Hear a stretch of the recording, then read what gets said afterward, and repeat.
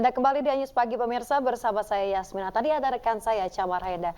Kita ke informasi jelang pemilu. Sebuah baliho caleg salah satu parpol roboh dan juga menimpa pengendara motor yang melintas di kawasan Cakung, Jakarta. Pemotor yang berboncengan sempat terpental hingga mengalami luka-luka. Baliho makan korban baliho. Diduga akibat tertiup angin kencang, sebuah baliho caleg salah satu parpol roboh dan menimpa pengendara motor yang melintas di Cakung, Jakarta. Korban adalah dua orang wanita yang berboncengan dari arah Cakung menuju Durensawit. Dua orang korban mengalami luka di bagian tangan dan sempat terpental dari sepeda motornya. Korban langsung ditolong warga dan dibawa ke rumah sakit. Motor lewat. Terus sekitar angin datang tuh. Lubuh ke depan. Nah, mengenai sepeda motor satu orang. Ya boncengan ada berdua dia. Lalu? Ya setelah itu banyak dah warga di sini. Ya bantuin sekitar 2 jam. Usai kejadian, baliho tersebut langsung dipindahkan ke pinggir jalan oleh warga agar tidak menghalangi jalan. Dari Jakarta, Rio Manik Anyus melaporkan. Pemirsa, seorang calon anggota legislatif dari Partai Gerindra diduga melakukan politik uang saat kampanye di Depok, Jawa Barat.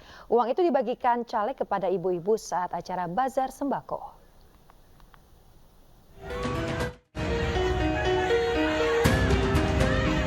Calon anggota DPR RI dari Partai Gerindra, Haposan Paulus Batubara, membagikan uang pecahan Rp5.000 saat bertemu warga di kawasan Sawangan, Depok, Jawa Barat. Warga yang mayoritas ibu-ibu tampak senang saat menerima uang dari calon anggota legislatif ini. Haposan membagikan uang saat acara tebus murah sembako dari Partai Gerindra. Jam. Bu tadi ada bagi-bagi uang juga ya Bu? Enggak kebagian. Berapa sih Bu tadi nominalnya Bu? Hah? Nominalnya yang dibagiin? Ada jelas 5.000 apa? Oh, Iya. punya nggak kebagian ya? Enggak. Diketahui politik uang saat kampanye merupakan pelanggaran. Hal tersebut diatur dalam Undang-Undang Pemilu dalam pasal 280 ayat 1 huruf J. Undang-Undang Pemilu, pelaku politik uang terancam sanksi penjara paling lama 2 tahun dan denda paling banyak Rp24 juta. Dari Depok, Jawa Barat, Iyung Rizky, iNews melaporkan. Pasangan Capres-Cawapres nomor urut 2 Prabowo Subianto dan Gibran Rakabuming Raka sowan ke Gubernur Daerah Istimewa Yogyakarta Sri Sultan Hamengkubuwono X. Dalam pertemuan tersebut, Prabowo meminta izin terkait kegiatan kampanyenya yang bakal berlangsung di Yogyakarta.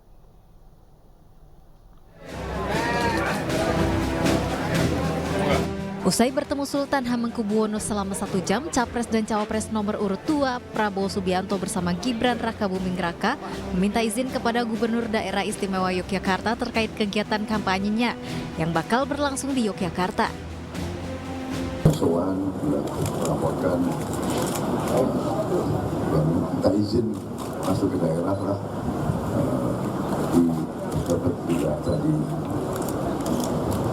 pandangan-pandangan beliau tentang beberapa masalah, terutama juga masalah masa depan, masalah teknologi dan sebagainya. Beliau kasih wejangan kami terima juga pandangan-pandangan beliau tentang beberapa hal. Selain itu, Prabowo mengaku meminta pandangan-pandangan Sultan mengenai sejumlah hal yang berkaitan dengan teknologi serta masalah masa depan. Kita memang ngobrol macam-macam karena memang dalam rangka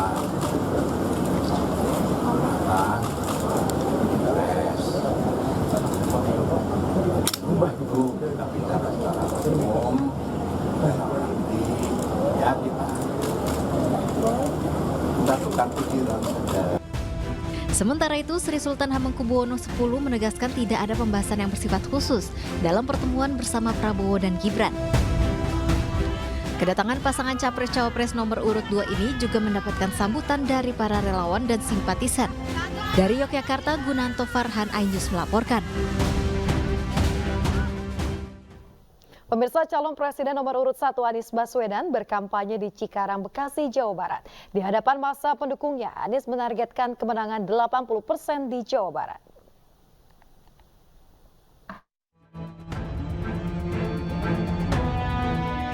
Calon Presiden nomor urut 1, Anies Baswedan, menghadiri kampanye di Stadion Mini Cikarang Utama, Bekasi, Jawa Barat. Di hadapan masa pendukungnya, Anies berulang kali menggaungkan perubahan. Anies juga berjanji akan menyediakan banyak lapangan pekerjaan dan menghentikan praktik orang dalam. Selain itu, Anies pun yakin ia dan pasangannya Muhaimin Iskandar akan meraup suara di Jawa Barat hingga 80%. Begitu banyak masyarakat yang hadir dan bukan hanya jumlahnya tapi semangatnya. Karena kalau jumlah banyak, saya bilang tadi, maka bisa dikerahkan pakai bis. Di sini nggak ada tuh pengerahan pakai bis. Semua datang sendiri-sendiri dengan kendaraan sendiri, menggambarkan bahwa mereka memang antusias untuk perubahan. Kami makin optimis dengan Jawa Barat dan saya ingin mengingatkan kepada semua, mari kita jaga terus sampai dengan 14 Februari.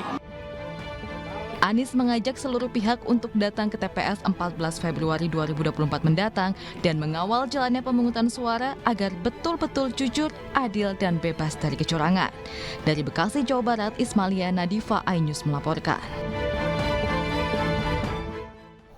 Calon Presiden nomor urut 3 Ganjar Pranowo kembali melanjutkan agenda kampanye dengan mengunjungi Lampung. Ganjar bersilaturahmi ke pondok pesantren dan menghadiri kampanye akbar.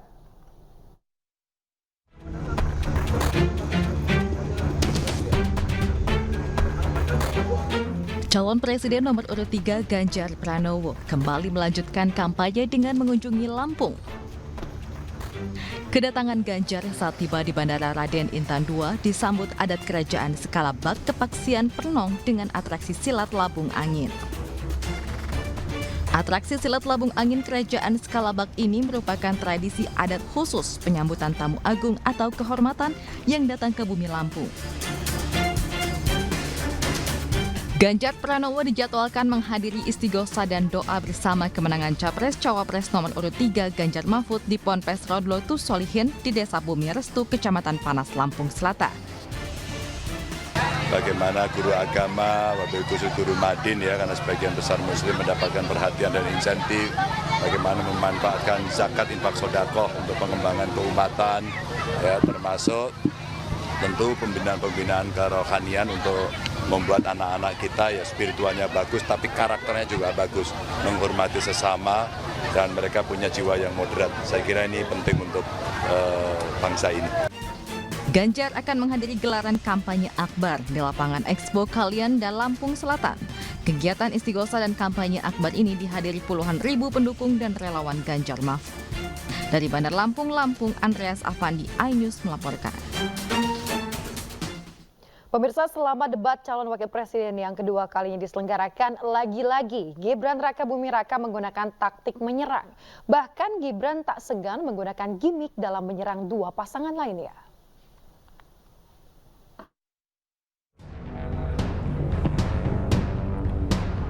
Saya lagi nyari jawabannya Prof. Mahfud. Serangkaian gimmick terus dilancarkan calon wakil presiden nomor urut 2 Gibran Rakabuming Raka selama debat calon wakil presiden yang digelar Minggu 21 Januari 2024. Bahkan Gibran tak segan menanggapi jawaban calon wakil presiden nomor urut 3 Mahfud MD soal greenflation atau inflasi hijau dengan gimmick.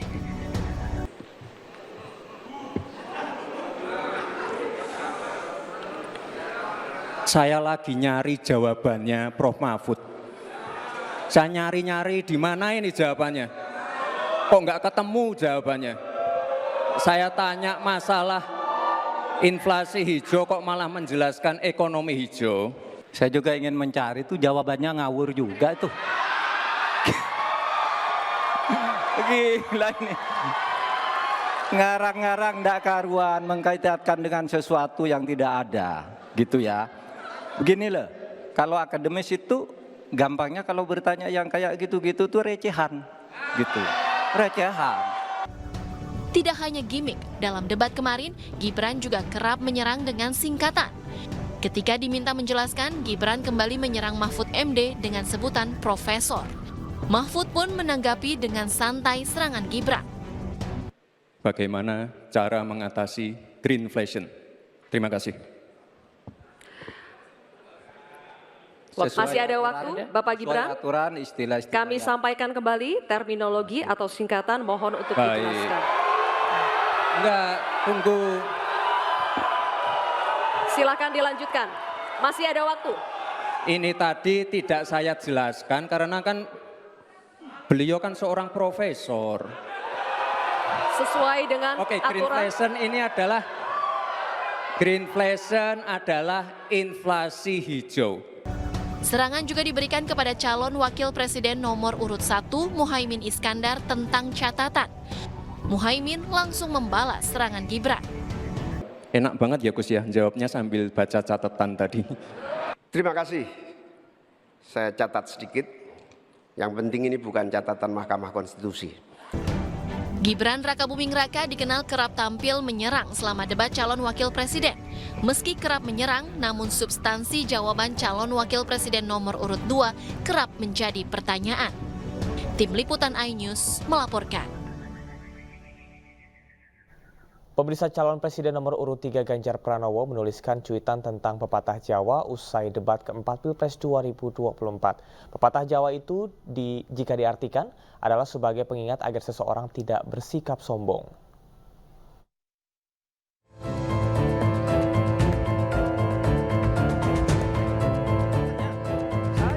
Usai debat keempat yang diikuti 3 calon wakil presiden, Muhaimin Iskandar, Gibran Rakabuming Raka, dan Mahfud MD, calon presiden nomor urut 3 Ganjar Pranowo menuliskan Ojo Adigang, Adigung Adiguna di akun media sosial X. Cuitan Ganjar ini merupakan pepatah dalam bahasa Jawa yang dapat diartikan sebagai pengingat agar seseorang tidak bersikap sombong. Ganjar pun tidak memungkiri bahwa cuitan ini merupakan pengingat agar seseorang tidak bersikap jumawa.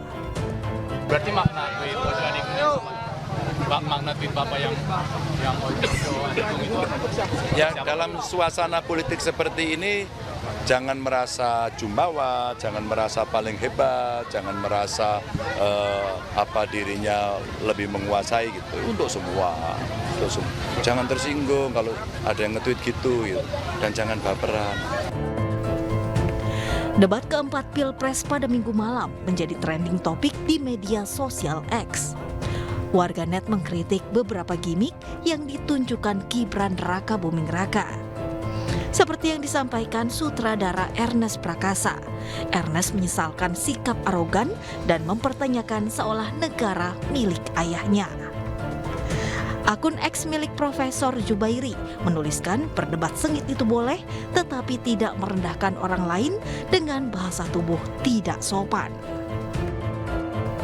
Sementara cuitan komedian Ari Kriting mengapresiasi sikap kesabaran Mahfud MD yang tetap menghormati anak muda yang dianggap tidak menghormatinya.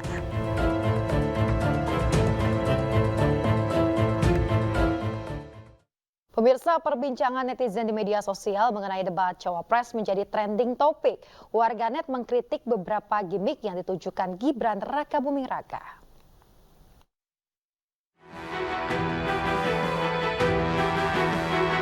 Calon wakil presiden nomor urut 2, Gibran Rakabuming Raka, masuk menjadi trending topik di media sosial X. Sayangnya mayoritas komentar justru menyesalkan apa yang diperlihatkan Gibran. Inflasi hijau kok malah. Selain hashtag debat Cawapres, top trend yang ramai dibahas mengkritik penampilan Gibran. Mulai dari kata bocah, bocil, Mahkamah Konstitusi, hilirisasi, hingga kalimat yang bener aja yang mengerucut pada keheranan Cawapres Mahfud MD dengan pertanyaan yang diajukan Gibran. Komedian Ari Kriting ikut berkomentar.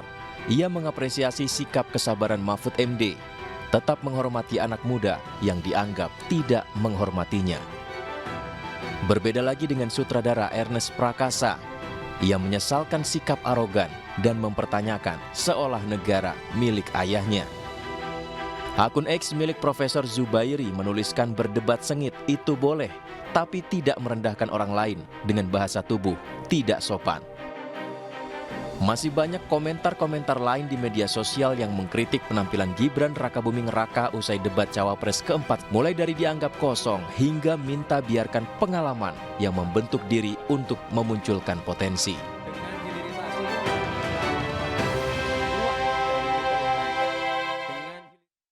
Calon Wakil Presiden nomor urut 2, Gibran Rakabuming Raka, mendapat sentimen negatif tertinggi di media sosial Twitter X saat debat Cawapres malam tadi. Menurut hasil analisis drone Emprit, nama Gibran paling banyak dikritik warganet karena dianggap bersikap konyol dan kurang beradab.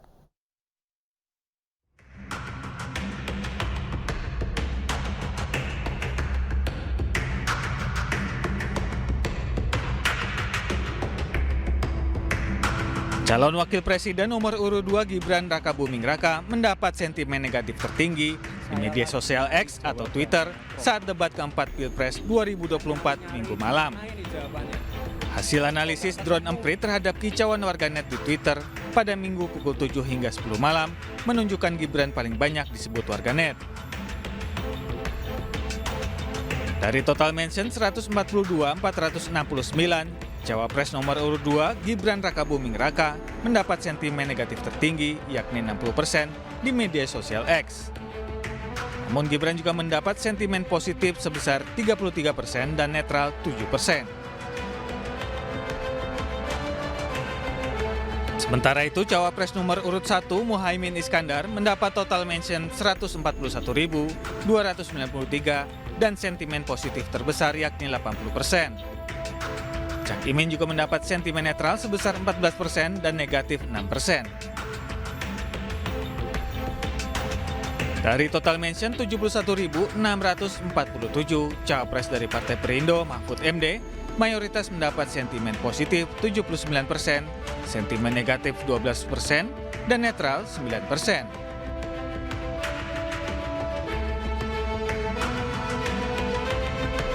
Menurut pendiri drone Emprit, Ismail Fahmi, hal ini kurang menguntungkan bagi Gibran Rakabuming Raka. Mayoritas warganet menyayangkan sikap Gibran saat debat. Gibran dinilai kurang memiliki adab dan kerap bersikap konyol. Tim Liputan iNews melaporkan. Pemirsa, usai debat kedua calon wakil presiden 2024 Mahfud MD mendapatkan suara terbanyak dalam polling terkait cawapres yang menjawab pertanyaan paling tepat dalam debat. Calon wakil presiden nomor urut 3 Mahfud MD unggul dengan nilai kepuasan sebesar 78,9%.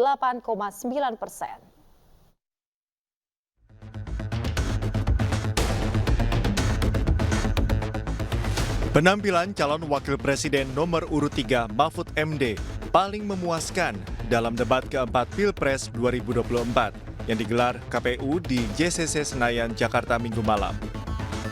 Dalam survei Litbang Kompas, Mahfud unggul dari kedua rivalnya, Muhaimin Iskandar dan Gibran Rakabuming Raka. Mahfud mendapatkan nilai kepuasan tertinggi dan berada pada nilai 78,9%, disusul Gibran dengan tingkat kepuasan 68%. Sementara Muhaimin Iskandar berada di peringkat terakhir dengan tingkat kepuasan 61,2%. Hanya 20,4% yang menilai penampilan Mahfud tidak memuaskan, sedangkan Gibran mendapatkan nilai ketidakpuasan 30,6% dan Muhaimin Iskandar sebesar 38,1%. Penilaian kepuasan terhadap kandidat setidaknya dinilai dari 3 aspek, yakni menjawab pertanyaan secara lancar dan jelas.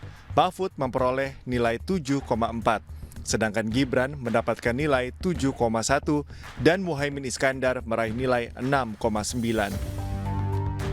Pada kemampuan menjawab dan menguasai permasalahan, Mahfud meraih nilai tertinggi 7,4, Gibran memperoleh nilai 7 dan Muhaimin Iskandar 6,9.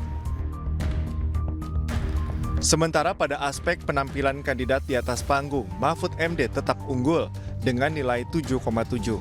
Disusul Muhaimin Iskandar dengan perolehan 7,6 dan Gibran berada di posisi terendah dengan nilai 7,3.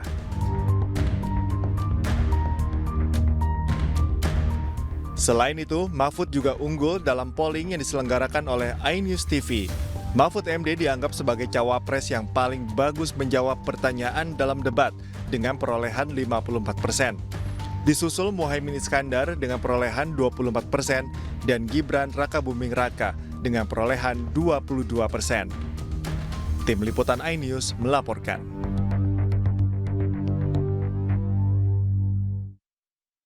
Putra calon presiden nomor urut 3, Ganjar Pranowo yakni Muhammad Zinedin Alam Ganjar melakukan kunjungan ke desa wisata Brayut di Pandowo Harjo, Sleman, Yogyakarta. Alam terkesan dengan berbagai potensi wisata dan warisan budaya dan mengajak anak-anak muda desa setempat untuk terus berinovasi agar potensi wisata dan budayanya bisa naik kelas.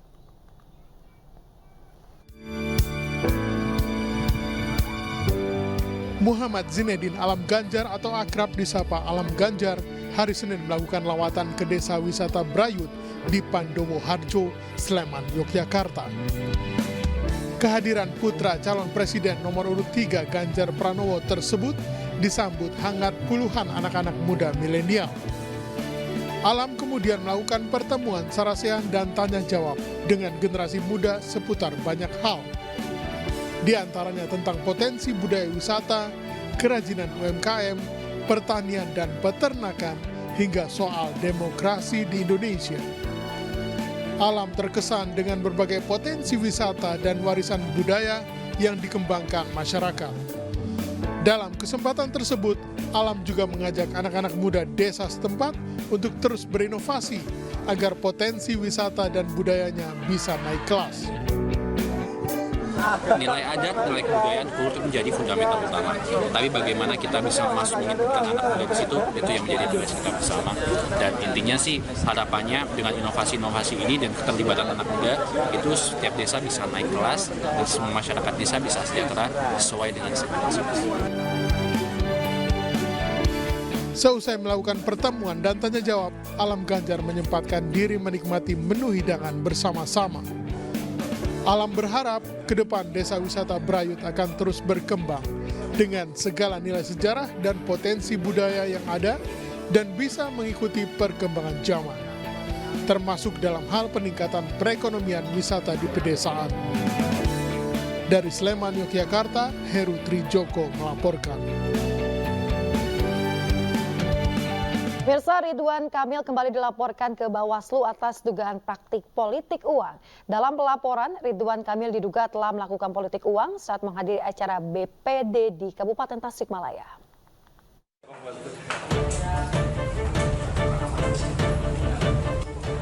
DIP Indonesia melakukan penelusuran lanjutan dan mendapati video lainnya yang berdurasi kurang lebih 11 menit.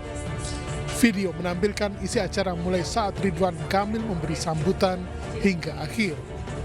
Dari hasil kajian atas bukti video tersebut telah melanggar Undang-Undang Nomor 7 Tahun 2017 Pasal 280 Ayat 2 tentang pemilihan umum, disebutkan bahwa peserta pemilu dilarang untuk memberi uang atau dalam bentuk lainnya. Dalam aturan juga dijelaskan jika BPD termasuk dalam 11 pihak yang dilarang diikutsertakan dalam kampanye politik. Ini bisa ditindaklanjuti secara serius dan Bawaslu saya kira saat ini harus punya keberanian gitu menunjukkan kepada publik bahwa Bawaslu punya kewenangan yang sangat besar untuk melakukan penanganan pelanggaran ini dan hasilnya juga bisa progresif sehingga dari masyarakat gitu ya, trust publik itu kepada Bawaslu bisa meningkat. Di menit-menit kesekian. Sementara itu, Ketua Bawaslu Jawa Barat laporan dari DIP Indonesia akan dikaji lebih dulu oleh Bawaslu. Laporan ini akan kita kaji, akan kita identifikasi selama 2 hari kerja ke depan. Apakah kemudian laporan ini memenuhi syarat formil, material atau tidak. Kalau kemudian kita identifikasi laporan ini memenuhi syarat formil, tentu kami dalam rapat pleno pimpinan akan segera meregister. Menurut Koordif Penanganan Bawaslu Jawa Barat, pihaknya sudah memeriksa 2 saksi atas video tersebut. Dan hari ini tim klarifikator hadir ke Tasikmalaya untuk memeriksa yang pertama adalah Ketua Panitia Pelaksana Kegiatan di Tasikmalaya yang kebetulan adalah Ketua PA BPDSI beserta saksi yang hadir di sana, dalam hal ini anggota BPD. Dan politik praktis. Nah, dari situ Sebelumnya Ketua TKD Jawa Barat Ridwan Kamil dilaporkan oleh TPD Ganjar Mahfud Jawa Barat ke Bawaslu Jawa Barat pada beberapa hari kemarin atas dugaan kampanye terselubung. Meski demikian, hingga 2 laporan terkait dugaan kecurangan pemilu Bawaslu Jawa Barat masih memanggil pihak yang terlibat. Dari Bandung, Jawa Barat, Ervan David, iNews melaporkan.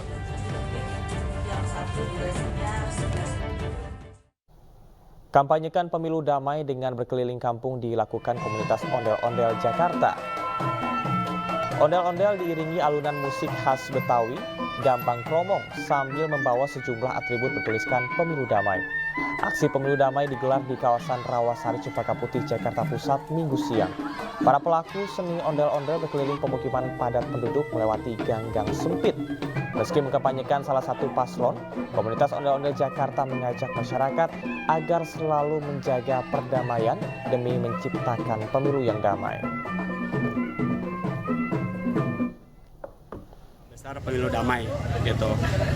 Kita jadi dengan menggunakan media ondel-ondel yang kita menunjukkan juga kepada masyarakat bahwa kita berkampanye dengan riang gembira, seperti itu.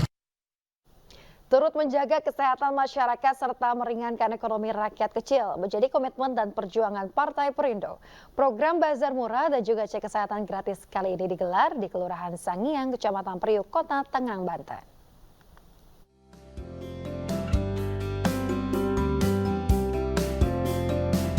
Ratusan masyarakat tampak antusias mendatangi bazar murah dan pemeriksaan kesehatan gratis yang digelar para caleg Partai Perindo untuk warga di Kelurahan Sangiang, Kecamatan Priuk, Kota Tangerang.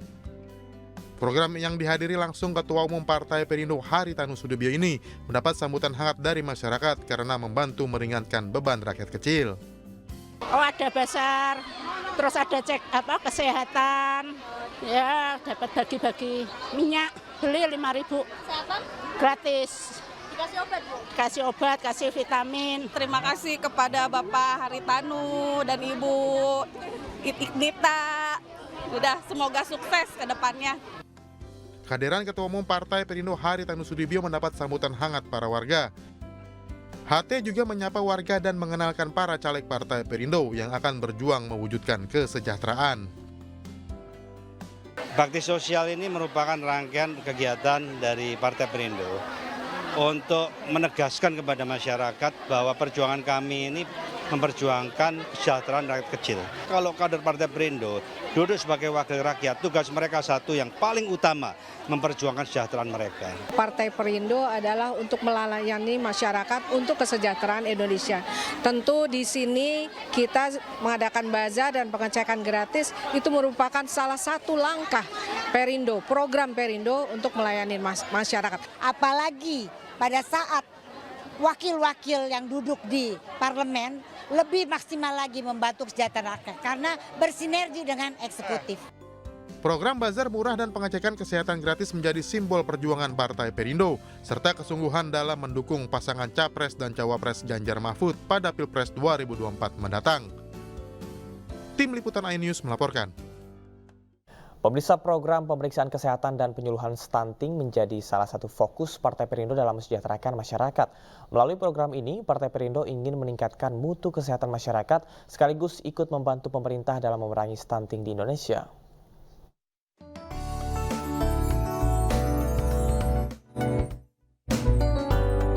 Caleg DPR RI Dapil Jawa Timur 1 Partai Perindo Angela Tanu Sudibyo memantau langsung kegiatan pemeriksaan kesehatan gratis dan penyuluhan stunting di Jalan Teratai, Kecamatan Tambak Sari, Surabaya.